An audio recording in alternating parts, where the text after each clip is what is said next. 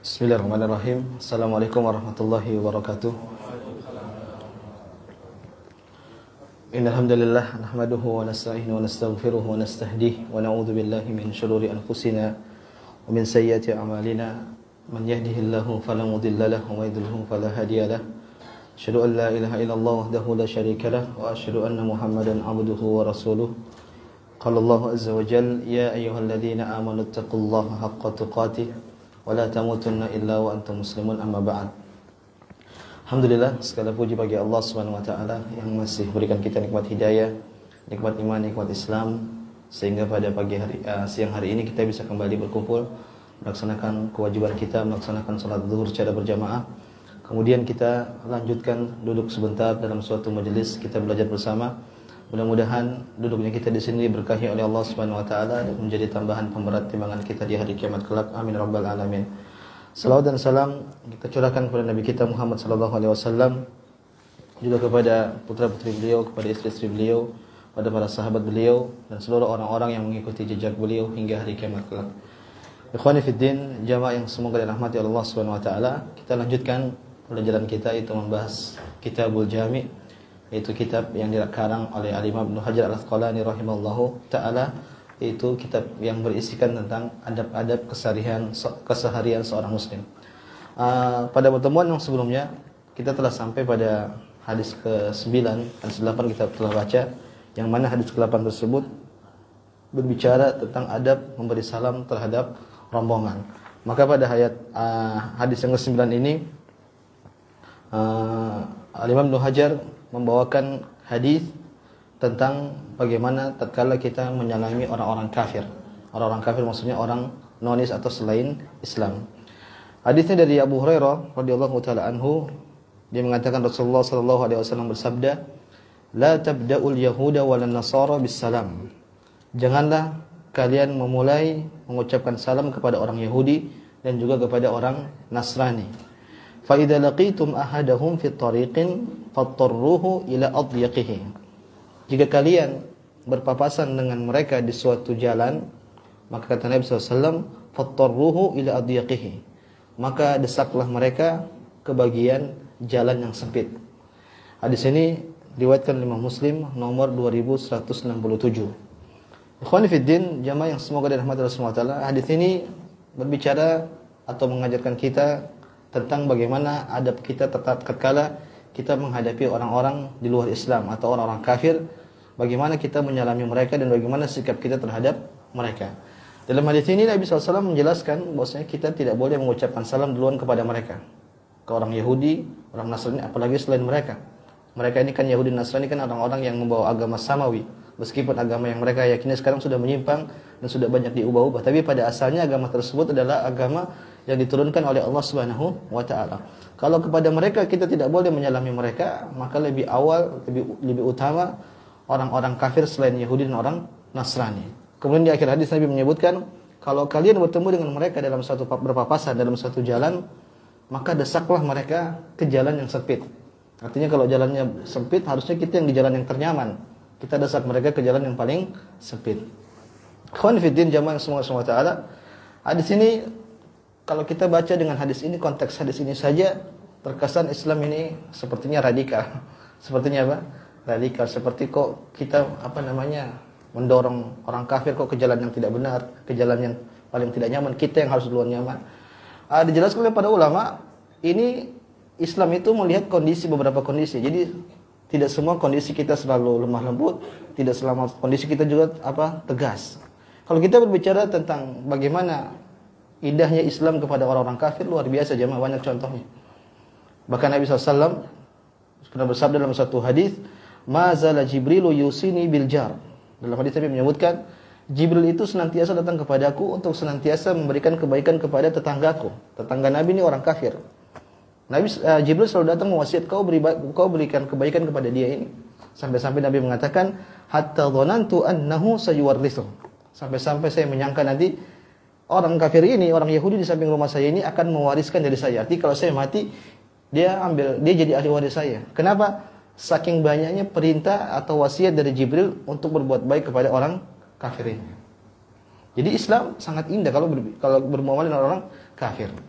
Di antara contoh misalnya bagaimana keindahan orang Islam kepada orang-orang kafir di luar agama Islam. Contoh Nabi SAW, beliau punya pembantu orang Yahudi. Beliau punya pembantu orang Yahudi. Ternyata beliau tatkala pembantunya tersebut sakit, beliau jenguk. Beliau jenguk. Kalau Islam tidak indah, ngapain Nabi jenguk? Itu cuma pembantu doang kok. Ngapain dijenguk? Ternyata Nabi datang, Nabi jenguk.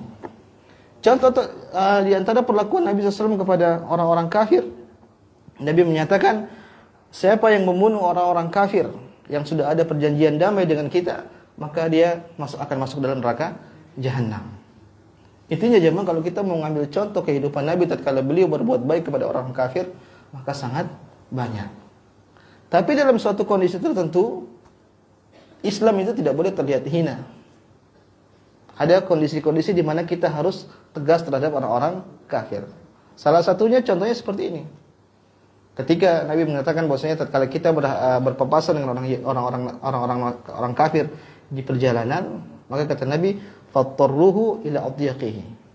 Maka desaklah mereka sampai mereka di jalan yang tidak nyaman. Kita yang harus berada di jalan yang nyaman. Kenapa? Itu ada, kita ingin menampakkan tentang izahnya Islam, tentang keunggulan Islam daripada agama-agama yang lain. Artinya di sini ada kondisi-kondisi yang memang benar-benar kita harus tegas, ada beberapa kondisi yang kita harus lemah lembut kepada mereka. Sekali lagi, hadis ini tidak mengajarkan kita untuk senantiasa kita bersikap keras terus kepada orang kafir, tidak.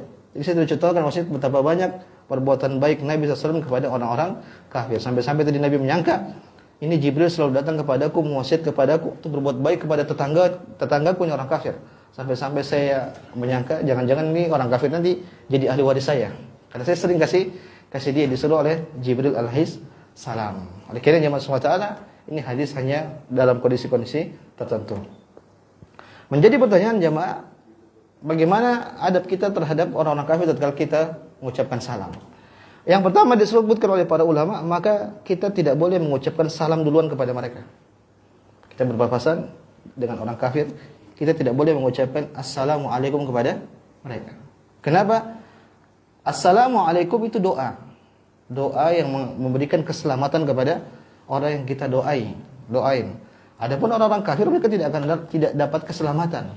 Kenapa? Mereka kufur, maka pada ujungnya mereka akan masuk dalam neraka Jahannam. Sehingga kita tidak boleh mengucapkan keselamatan kepada mereka. Ini kondisi pertama. Jadi tidak boleh kita mengucapkan salam kepada mereka. Kemudian kondisi kedua jemaah, bagaimana kalau mereka yang mengucapkan salam duluan? Karena sekarang orang kafir sudah banyak pintar mengucapkan assalamualaikum. Apalagi mereka sudah pintar bilang astagfirullah, subhanallah. Sekarang mulai baru nih, barakallahu fiik, mereka udah bisa tuh. Bagaimana kalau mereka mengucapkan assalamualaikum kepada kita, orang muslim? Maka kata para ulama, boleh kita jawab waalaikum, tidak pakai salam. Jawabnya apa? Waalaikum. Dan juga untuk kalian. Jadi dia doakan kita, semoga kalian mendapatkan kebaikan, maka kita jawab waalaikum. Ini jumhur ulama, mayoritas ulama mengatakan boleh, cukup sampai di situ waalaikum. Tapi Ibnu Qayyim rahimahullahu taala dalam satu kesempatan beliau mengatakan boleh kita kita pun juga tidak boleh mengucapkan waalaikum. Kenapa? Itu ada isyarat kita doakan keselamatan kepada mereka. Tapi jumhur ulama mereka berpendapat bahwasanya boleh, tapi tidak boleh mengucapkan salam, tapi waalaikum. Kondisi ketiga jemaah, bagaimana kalau kita bertemu dengan orang kafir, ternyata orang kafir itu bos kita atau atasan kita, berpapasan. Bagaimana cara kita menyalami mereka? Tadi kita tidak boleh mengucapkan assalamualaikum kepada mereka. Maka kata para ulama, maka ucapkan kalimat-kalimat yang terjadi di masyarakat yang tidak mengandung doa. Contoh misalnya apa? Selamat pagi, selamat siang, selamat sore, good morning. Atau langsung tanya, Pak gimana kabarnya? Langsung tanya seperti itu. Tidak perlu kita mengucapkan salam. Kenapa? Ini hal dilarang oleh Nabi Muhammad SAW. Inilah jamaah semua hadis yang ke-9 yang kita bisa mengambil faedah. Yang pertama yaitu tidak boleh kita mengucapkan salam kepada orang kafir. Faedah kedua, kalau orang kafir mengucapkan salam kepada kita, maka kita tidak perlu jawab lengkap, tapi kita cukup jawab waalaikum. Kemudian kalau kita bertemu dengan orang kafir yang ternyata mengharuskan kita menghormati dia, mengharuskan kita salam kepada dia, maka jangan ucapkan assalamualaikum, tapi gunakan kalimat-kalimat di luar salam. Contoh misalnya selamat pagi, selamat siang, selamat sore, good morning, dan good lainnya. atau tanya jawab atau tanya kabarnya bagaimana, ini sudah cukup, sudah cukup. Kemudian yang keempat, tadi Nabi mengatakan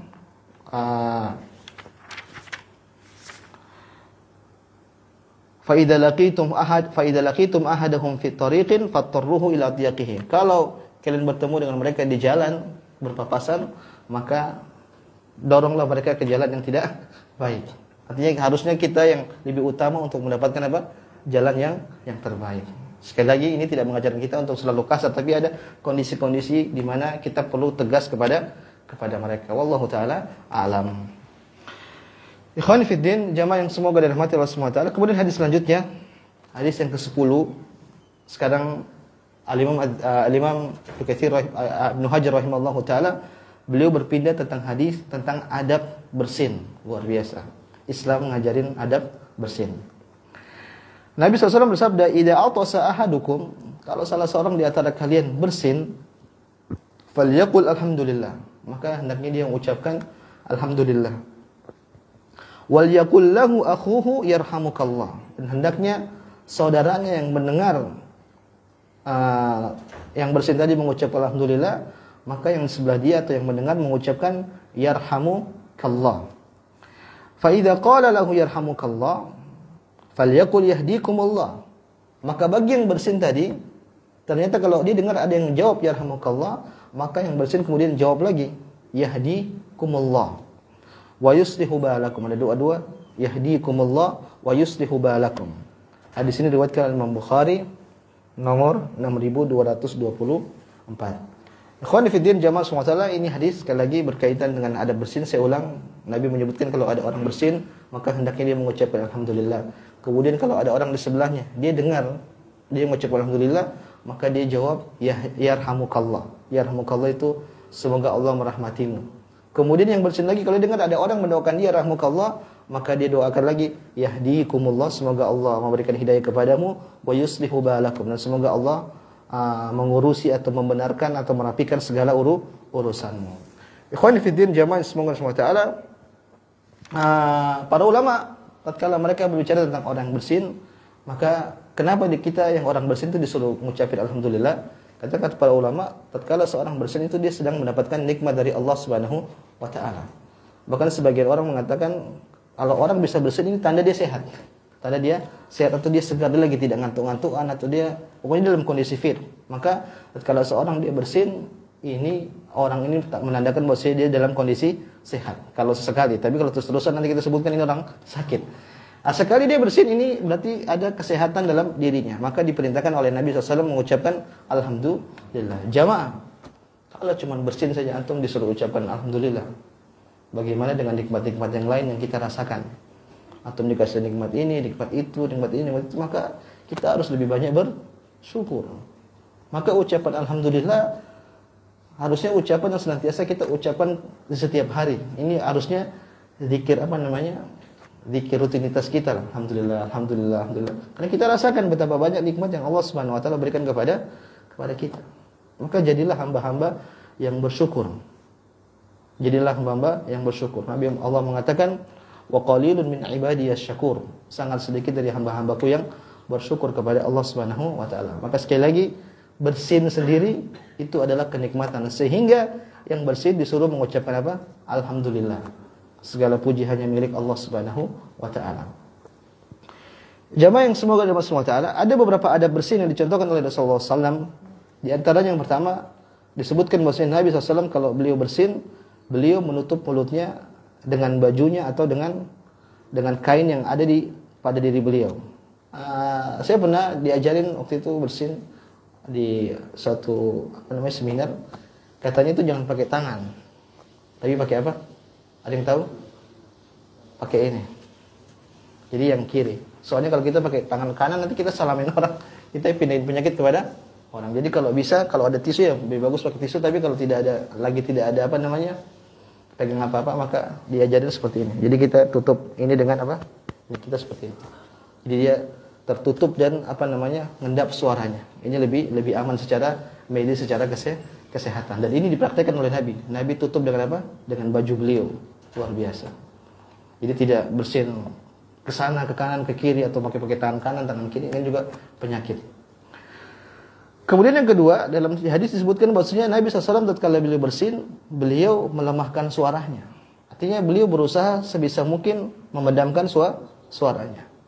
Abu Hurairah mengatakan anna Nabi sallallahu alaihi wasallam kana idza atasa ghatta wajhahu bi yadihi aw bi thawbihi wa ghadda biha sautahu.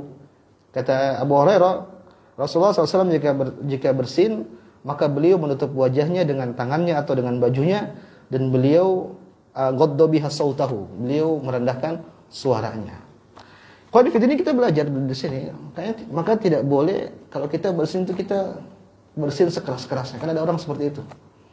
Dia menggelagar-gelagarnya. Memang enak sehat, tapi berusaha kita memedam. Kalau kita sendiri ya mungkin nggak masalah. Tapi kalau kita lagi rame, lagi majelis, lagi kumpul, lagi majelis ilmu seperti ini, maka sebisa mungkin dengan bersin pun kita harus beradab. Kita harus beradab sebagaimana yang diajarkan oleh Nabi Muhammad sallallahu alaihi wasallam. Kemudian adab kedua jamaah bagi orang bersin atau bagi orang yang mendengar bersin, tadi yang bersin mengucapkan alhamdulillah, karena itu apa tadi ya? Kenikmatan. Maka orang yang mendengar orang yang bersin kemudian dia mengucapkan alhamdulillah, maka dia harus atau dia disunahkan untuk mendoakan orang yang bersin. Yarhamukallah. Semoga Allah merahmatimu. Apa itu rahmat? Dijelaskan oleh para ulama, yaitu husnul matlub wa zawalul makruh. Itu kita mendoakan orang agar dia mendapatkan apa yang dia inginkan, dan juga dia dihalangi apa dari segala-segala yang memudaratkan. Kalau kita mendoakan ya rahmukallah, ini doa yang baik. Jadi doa kita mintakan rahmat agar Allah Subhanahu wa taala berikan rahmat kepada dia. Kemudian jemaah semua taala, kalau sudah ada orang mendoakan kita kalau kita bersin ya rahmukallah, maka sikap kita yang mengucapkan, yang mendengar, maka kita mengucapkan apa tadi, Pak? Yahdikumullah. Yahdikumullah itu semoga Allah memberikan hidayah kepada engkau, dan semoga Allah Subhanahu wa taala memperbaiki segala urusanmu. Kalau itu jadi masalah gimana kalau ada orang bersin, alhamdulillah dia bersin, kemudian dia tidak mengucapkan alhamdulillah. Apakah kita tetap mengucapkan yarhamukallah kepada dia? Jawabannya tidak, pada hukum asalnya tidak. Kenapa? Ini pernah terjadi di sisi Nabi SAW. Ada dua orang bersin, kemudian yang satu mengucapkan alhamdulillah, kemudian Nabi jawab, yang satu yarhamukallah, yang satu Nabi tidak jawab yarhamukallah. Ketika ditanya, kenapa wahai Rasulullah, kenapa kau tidak mengucapkan yarhamukallah kepada orang yang ini? Kata Nabi, hada hamidallah wa hada lam tahmidillah. Yang ini tadi mengucapkan alhamdulillah, yang ini tidak mengucapkan alhamdulillah. Dari sini kita paham bahwasanya kalau ada orang bersin kemudian dia tidak mengucapkan alhamdulillah, maka tidak perlu kita mengucapkan yarhamukallah. Boleh kalau kita ingatkan. Seperti Imam Al-Auza'i rahimahullahu taala. Dia pernah ketemu orang, kemudian ada orang bersin, dia tidak mengucapkan alhamdulillah, kemudian dia datang, "Mas, kalau orang bersin ngucapin apa?" Alhamdulillah. Maka dia jawab yarhamukallah. Dia jawab lagi yahdikumullah. Artinya dia ingin mengingatkan supaya mengucapkan alhamdulillah. Kemudian jemaah, datang dalam hadis tentang bagaimana orang yang bersin terus-menerus. Jadi dalam satu kesempatan Nabi pernah bertemu sama orang, dia bersin, kemudian bersin lagi, kemudian bersin lagi. Maka Nabi ternyata tidak mengucapkan apa? Yarhamukallah. Nabi mengatakan ar-rajul mazkum. Ini orang mazkum, ini orang sedang sakit, sedang apa? Sedang flu. Nabi bukan mengucapkan yarhamukallah, tapi Nabi mengucapkan apa? Syafakallah. Semoga Allah memberikan kesehatan kepada engkau. Jadi kalau ada orang bersin lebih dari 3 kali, antum jangan bilang yarhamukallah, tapi apa? Syafakallah. Semoga Allah memberikan kesehatan kepada engkau. Ikhwani fiddin, ada beberapa faedah disebut oleh para ulama tentang kondisi tentang orang bersin. Luar biasa. Bersin aja dibahas para ulama dalam. Kalau ada orang bersin dan kita dengar dia mengucapkan alhamdulillah, maka sunnahnya kita tadi kan mengucapkan yarhamukallah. Yang jadi masalah bagaimana kalau orang bersin kemudian kita tidak dengar ada orang mengucapkan, kita tidak dengar dia mengucapkan alhamdulillah. Tapi tiba-tiba orang di sebelah sana mengucapkan yarhamukallah. Apakah kita tetap mendoakan dia? Saya ulang, ada si A dia bersin. Ternyata kita tidak dengar dia mengucapin apa? Alhamdulillah. Tapi si C mengucapin apa? Yarhamukallah. Kita gimana? Kita doain dia lagi atau tidak? Kata para ulama, ya kita doain. bisa jadi kita tidak dengar. Bisa jadi kita keselip, kita tidak dengar dia mengucapkan apa? Alhamdulillah. Maka kalau ada orang mengucapkan alhamdulillah berarti indikasi orang ini mengucapkan apa? Alhamdulillah. Maka kita doain. Kondisi ketiga, seorang bersin dalam sholat. Antum pernah nggak ketemu imam sholat terus dia bersin? Atau antum? Intinya bagaimana hukum mengucapkan alhamdulillah tatkala sedang sholat? Apa hukumnya jemaah? Boleh. Jadi kalau kita bersin dalam sholat atau kita jadi imam atau apapun, saya beberapa kali dapat kesempatan bermakmum sama seorang imam, berarti imamnya pintar ya. Ketika dia sholat, kemudian dia lagi baca ayat, tiba-tiba dia bersin, alhamdulillah, kemudian dia lanjut lagi. Itu hukumnya apa? Boleh, bahkan ini sesuai dengan sunnah Nabi sallallahu alaihi wasallam. Saya bacakan hadisnya. Dari Muawiyah Al-Hakim As-Sulami, qala bainana usalli ma'a Rasulillah sallallahu alaihi wasallam. Waktu itu dia cerita, Muawiyah cerita, kami pernah salat bersama Nabi sallallahu alaihi wasallam. Idza atasa rajulun minal qawm, tiba-tiba ada orang bersin tatkala itu di antara jamaah. Muawiyah yang cerita sendiri, Muawiyah ini saya cerita, saya pernah salat sama Nabi sallallahu alaihi wasallam, kemudian saya bersin. Ada orang bersin. Maka Muawiyah cerita, saya kemudian mengucapkan yarhamukallah. Saya ulang kisahnya. Nabi pernah salat sama jamaah kaum muslimin, sama sahabat. Kemudian ini yang cerita siapa? Muawiyah. Tiba-tiba ada orang bersin, kemudian dia mengucapkan apa? Alhamdulillah. Maka saya yang dengar, maka saya mengucapkan apa? Yarhamukallah. Tatkala saya mengucapkan yarhamukallah, tiba-tiba orang-orang itu semua pada ngelihat saya. Samping-samping saya pada salat itu pada ngelihat saya. Faromanil qaum bi absarihim. Mereka perhatikan saya. Fakultu wasukla umiyya masya'nukum. Dia ngomong lagi. Kalian kenapa liatin saya? Dalam salat ini ceritanya. Kalian kenapa ngeliatin saya? Tanduruna ilayya fajalu yadribuna bi aydihim al-afkhadihim. Maka tiba-tiba mereka natap lagi, kemudian mereka tepuk-tepuk apa? Jamaah nepuk-nepuk pahanya. Maksudnya jangan ngomong, maksudnya gitu. Cuman kan dalam salat jadi tidak berani bicara. Mereka isyarat dengan apa? Dengan pahanya. Mereka nepuk paha mereka. Falamma ra'aituhum yusammitunani lakinni sakatu. Maka saya paham, akhirnya saya diam tatkala itu. Falamma shalla Rasulullah sallallahu alaihi wasallam maka tatkala Nabi sallallahu alaihi wasallam telah selesai salat, fa abi huwa wa ummi ma ra'aitu mualliman qablahu wala ba'dahu ahsan ta'liman minhu. Demi Allah, saya tidak pernah melihat ada seorang guru, seorang ustadz, seorang alim yang lebih bijaksana daripada Nabi sallallahu alaihi wasallam. Kenapa demikian? Fa wallahi ma karahani wala darabani wala syatamani. Tatkala Nabi tahu perbuatan saya tadi, saya mengucapkan yarhamukallah, kemudian saya ngomong, kalian kenapa ngelihat saya dalam salat? Nabi tidak tegur sama sekali. Nabi tidak marah, Nabi tidak bercela, Nabi tidak bentak. Beda dengan orang-orang tadi yang sebagian sahabat. Mereka natapin, mereka sampai pukul apa? Paha mereka. Maka tatkala Nabi mengatakan, "Inna hadhihi as-salata la yaslu fiha syai'un minal kalamin nas." Wahai Muawiyah, ini salat. Salat itu tidak dibenarkan untuk mengucapkan ucapan-ucapan perkataan manusia. Inna ma huwa tasbih wa takbir wa qiraatul Qur'an. Sesungguhnya salat itu diisi dengan tasbih, takbir dan juga bacaan Al-Qur'an. Dari sini para ulama memahami jemaah, Nabi tidak mengingkari seorang yang mengucapkan apa tadi? Alhamdulillah. Tapi Nabi langsung mengingkari seseorang yang tadi Muawiyah, yang dia mengucapkan yarhamukallah, kemudian apalagi sampai dia mengatakan, kalian ngapain ngeliatin saya? Maka Nabi mengatakan salat itu bukan untuk mengucapkan perkataan-perkataan manusia, tapi salat itu untuk tasbih, takbir dan juga apa tadi? Qiraatul Quran, dan baca Al-Quran. Ikhwan fiddin, dari sini berarti tatkala seorang dia bersin, kemudian dia mengucapkan alhamdulillah dalam salat, ini sah. Kenapa alhamdulillah? Ini bagian dari zikir. Bagian dari apa? Zikir. Alhamdulillah, segala puji bagi Allah. Tapi tatkala seorang mengucapkan yarhamukallah, ini zikir atau bukan? Ini doa dan sedang berkomunikasi. Sedang berkomunikasi, hanya saja bahasa Arab.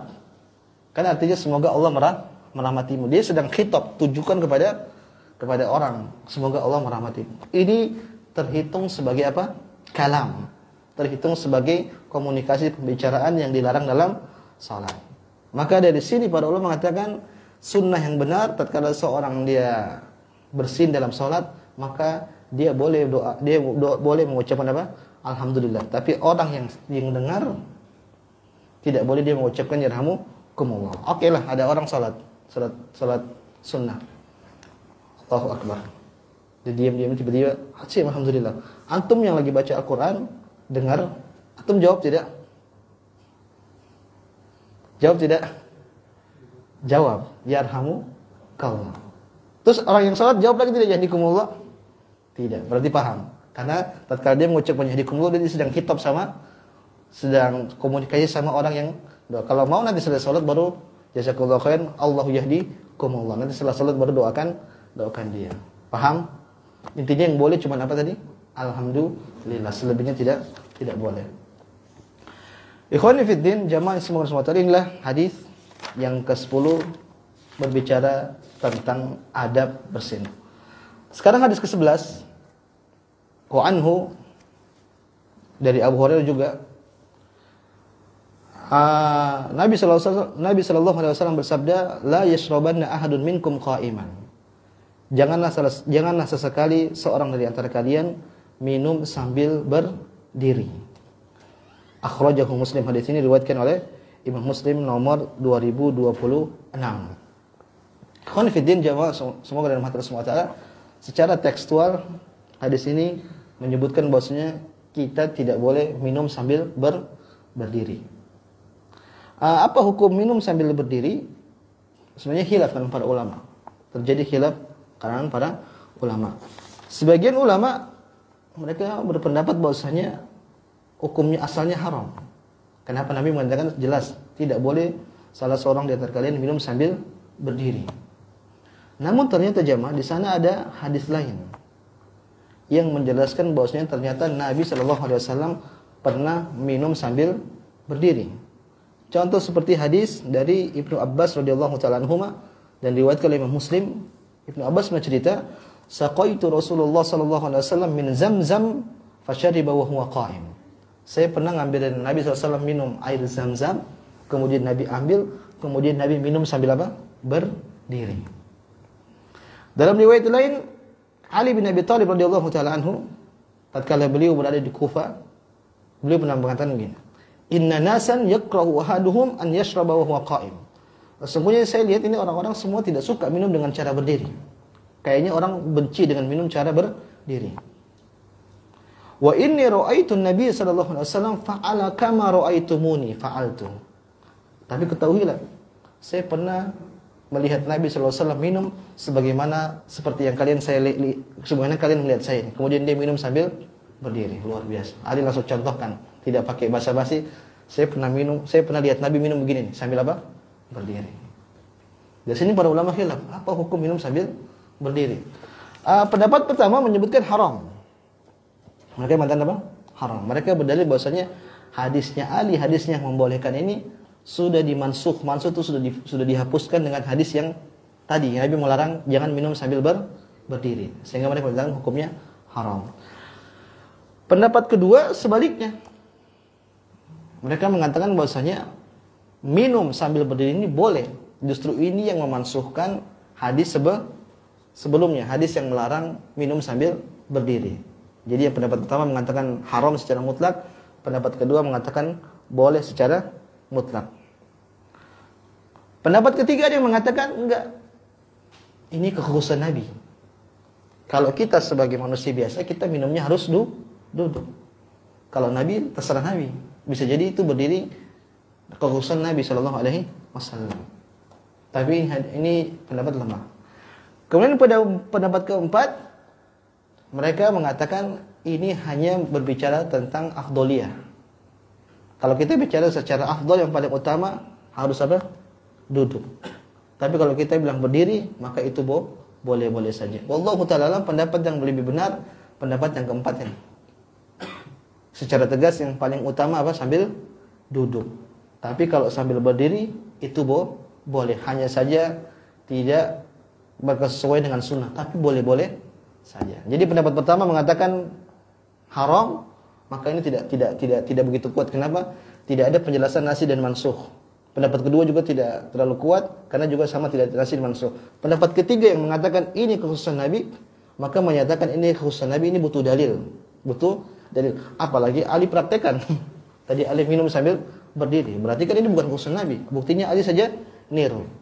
Dan pendapat keempat yang lebih benar bahwasanya ini penjelasan tentang afdholiyah. Artinya kalau seorang dia minum, maka yang paling afdol tetap sambil duduk. Tapi kalau sambil berdiri juga boleh. Maka para ulama mengatakan maka perkaranya sangat luas, longgar. Jadi kita tidak boleh mengingkari orang yang minum sambil apa? Berdiri. Apalagi Ibnu Umar pernah mengatakan, lihat. Kunna nashrabu wa nahnu qiyam. Kami pernah minum sambil jalan, sambil berdiri. Wa na'kulu wa nahnu namshi. Kami pernah makan sambil jalan, luar biasa. Sambil jalan. Dan ini terjadi kita lakukan di zaman Nabi sallallahu alaihi wasallam. Kalau telah itu terlarang, pasti Nabi larang. Pasti ada wahyu yang menegur perbuatan para sahabat radhiyallahu taala anhum. Maka dari sini jamaah, makan, minum sambil berdiri hukum asalnya boleh-boleh saja. Hanya kalau kita bicara tentang yang paling afdol, yang paling utama sesuai dengan sunnah Nabi SAW, maka tetap sambil duduk. Apalagi akhir-akhir ini kita lihat ada penjelasan dari kesehatan, mereka menyatakan bahwasanya kalau minum duduk itu lebih sehat. Wallahu alam seperti apa penjelasannya, tapi saya dapat kesimpulan demikian, orang minum sambil duduk itu lebih sehat. Wallahu taala jamaah semua taala, maka tidak boleh sekali lagi kita mengingkari orang yang apa? Minum sambil berdiri. Apalagi kalau dia lagi butuh, mungkin lagi memang tidak bisa duduk atau lagi ramai, dia bisa duduk tidak masalah. Kemudian ada hal kedua yang saya ingin singgung. Tadi hadis Ibnu Abbas pernah mengatakan, saya pernah ngasih air zam-zam kepada Nabi, kemudian Nabi minum sambil berdiri. Sebagian orang, bahkan ustadz, salah paham. Mereka mengatakan, lihat sunnahnya minum zam-zam itu sambil berdiri. Minum zam-zam sambil berdiri. Sehingga kalau mereka minum zam-zam pasti sambil berdiri. Kenapa Nabi minum sambil berdiri? Ini salah paham. Yang benar tetap lebih awal sambil duduk. Hanya saja tatkala Nabi minum di hadis Ibnu Abbas, itu Nabi sedang butuh. Kenapa tatkala itu Nabi setelah tawaf? Mungkin bisa jadi kalau duduk capek apa seperti apa, boleh jadi minum sambil berdiri. Maka kalau antum umroh, habis tawaf, minum air zam-zam, minumnya sambil duduk, jangan sambil berdiri. Kalau memungkinkan, kalau bisa duduk, karena itu secara umum lebih utama, lebih mendekati sunnah. Praktek Nabi minum sambil berdiri itu karena Nabi sedang butuh berdiri. Kalau antum sedang butuh berdiri ya, misalnya antum takut varises mungkin bisa jadi kan, habis tawaf itu kan lumayan berapa kilo tuh. Kalau antum sambil duduk tidak bisa lipat kaki, mending antum berdiri, itu enggak masalah. Tapi jangan mengatakan bahwasanya minum zam-zam sambil berdiri itu apa? Sunnah. Itu salah. Jangan sampai kita mengatakan bahwasanya minum zam-zam sambil berdiri itu apa? Sunnah. Tapi hukumnya boleh-boleh saja. Tapi tidak boleh kita mengatakan sebagai sunnah Nabi Muhammad sallallahu alaihi wasallam. Wallahu taala a'lam.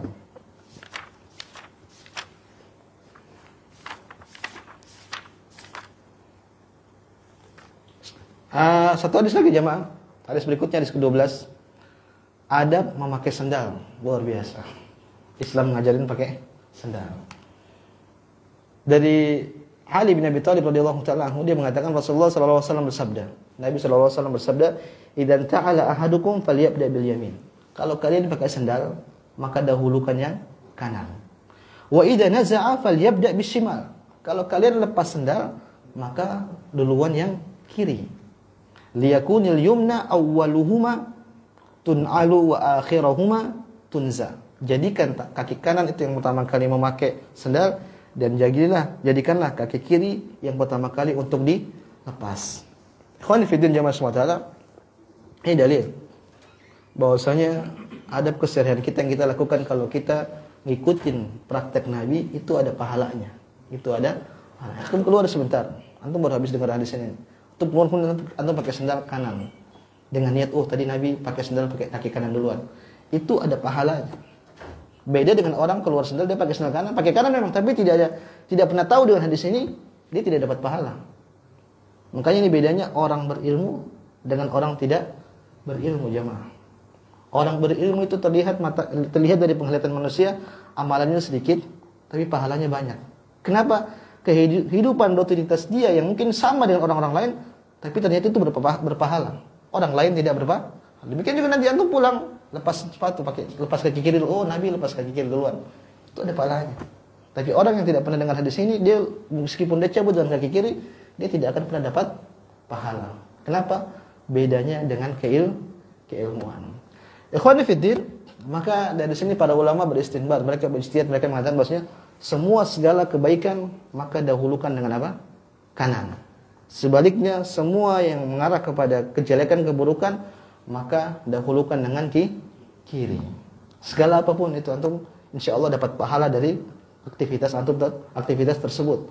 Dalam hadis yang lain Nabi disebutkan bahwasanya Aisyah pernah cerita, karena Nabi sallallahu alaihi wasallam yujibuhu tayammun. Nabi sallallahu alaihi wasallam itu suka mendahulukan yang kanan. Tatkala pakai sendal, tatkala nyisir, dan juga tatkala bersuci. Nabi kan kalau wudu kanan duluan, habis itu kiri, luar biasa. Nyisir aja beliau dahulukan dengan kanan. Bahkan dalam riwayat tatkala beliau umrah, beliau tahallul, beliau potong dulu kanan duluan. Baru itu kiri, baru itu tengah-tengahnya, baru habis. Intinya beliau memulai dengan apa? Kanan. Maka jamaah subhanahu wa ta'ala praktekkan ini kaidah. Segala yang terlihat baik maka dahulukan yang kanan. Kalau yang buruk berarti pakai dengan kiri. Masuk kamar mandi pakai apa? Kiri, karena masuk kamar tempat yang buruk. Masuk masjid pakai kanan, karena tempat yang baik. Praktekkan dalam kehidupan sehari-hari. Kemudian yang kedua jemaah, masih hadis selanjutnya, hadis 13, masih berkaitan dengan ada pakai sendal. Nabi mengatakan, la yamshi ahadukum fi na'lin wahida. Janganlah salah seorang di antara kalian jalan pakai satu sendal, satunya dilepas. Wal yun'ilhuma jami'an aw liyakhla'huma jami'an. Hendaknya dia pakai dua-duanya atau dia lepas dua-duanya. Ini kalau kita nih biasanya ikhwan-ikhwan, ngapain biasanya coba kalau kita pakai satu sendal?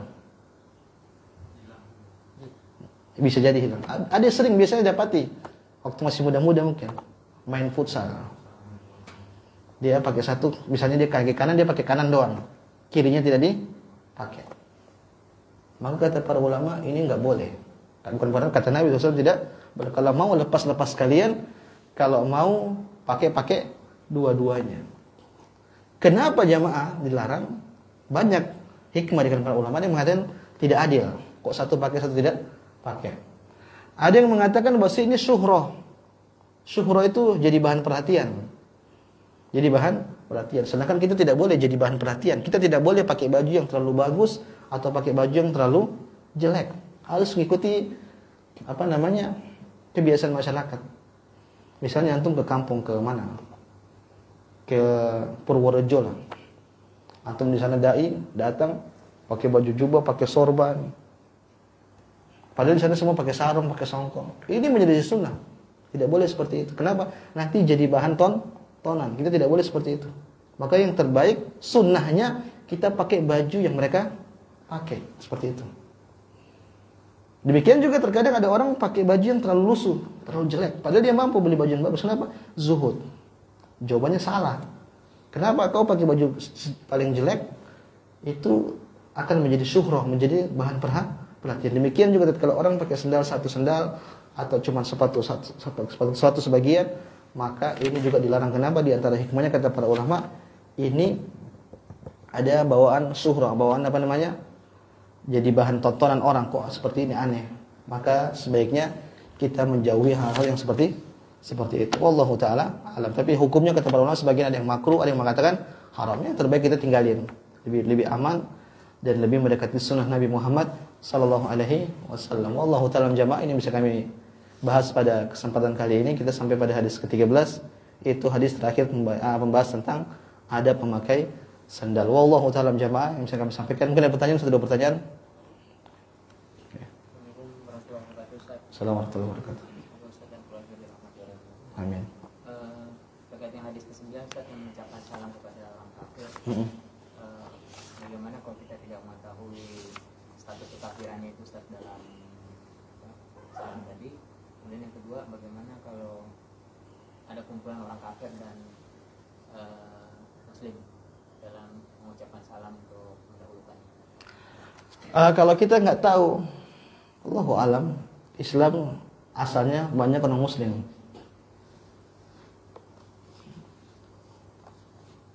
Allahu alam, insyaallah boleh, karena kita husnudzon dia orang muslim. Misalnya kita lagi meeting, kita ketemu orang, karena mayoritas kita kan orang muslim.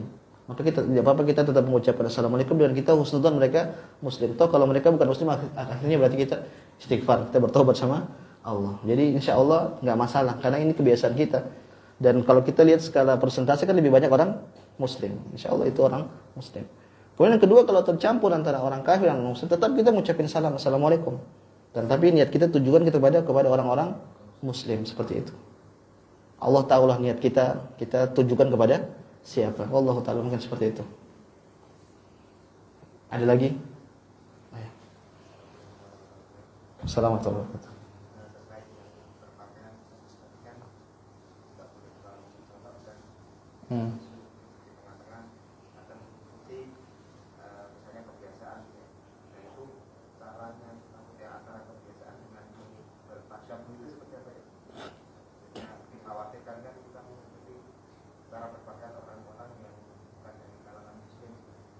Contohnya apa contohnya? Misalnya pakai jubah yang ini atau misalnya di suatu tempat yang itu kebanyakan sama yang Oh gini, ada kaidah kata para ulama, ada istilah dua, dan antum harus paham, namanya syuhroh, ada namanya tasyabbuh.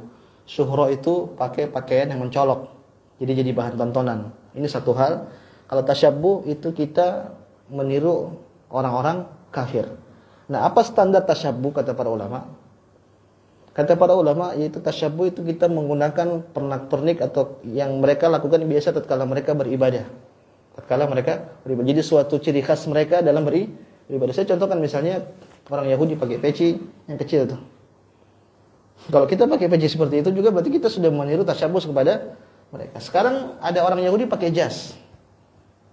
Sekarang kita kajian pakai jas, boleh tidak? Boleh tidak jamaah? Ragu-ragu. Boleh, karena jas itu bukan identik sebagai pakaian ibadah. Paham? Kecuali ada suatu pakaian yang memang identik. Contoh misalnya juga ada, biasanya pastor kan pakai yang putih yang pokoknya identik itulah. Kemudian kita pakai persis seperti itu. Boleh tidak?